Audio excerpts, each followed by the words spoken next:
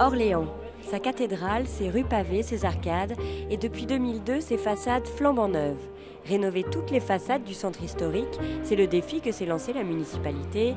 L'occasion pour nous de prendre une petite leçon d'architecture.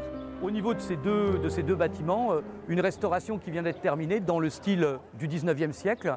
Il y a tout un travail qui a été fait au niveau des modénatures, c'est-à-dire des rythmes de pierre, recréer les horizontales avec des appuis filants ou des bandeaux plats au-dessus des fenêtres, avec deux couleurs d'enduit différents qui sont très légèrement différents, de façon à faire chanter les couleurs et les matières, comme on a des couleurs légèrement différentes dans les volets. Restaurer pour mettre en valeur les traces de l'histoire orléanaise.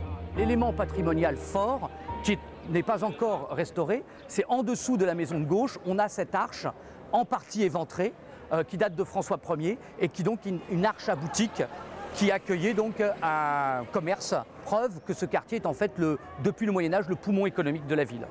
Avant chaque restauration, une étude archéologique est réalisée. Elle renseigne sur les évolutions qu'a connues la façade au cours du temps et permet une rénovation de qualité. À présent, quittez la place du Châtelet, à 2 pas la rue de l'Empereur et son numéro 1 haut en couleur.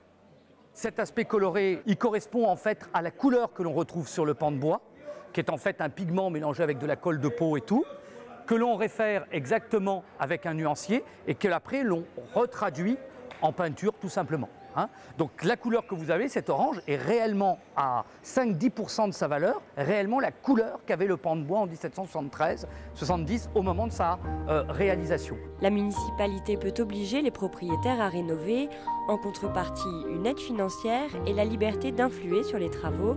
C'est le cas pour cette demeure de 1507, la 300e maison rénovée. Le propriétaire a souhaité aller jusqu'au bout de la restauration en nous priant de retrouver les sculptures, et c'est pour ça que vous avez des éléments de bois qui restent encore très ensaillis. Ça n'est pas du tout naturellement l'usage, c'est que ces bois ensaillis attendent les sculptures qui vont être taillées sur place. Dans le centre historique, 300 façades sont encore en cours de rénovation ou attendent leur tour. Et pour certains, une question reste en suspens. L'opération peut-elle s'exporter au-delà des rues pavées du centre-ville ?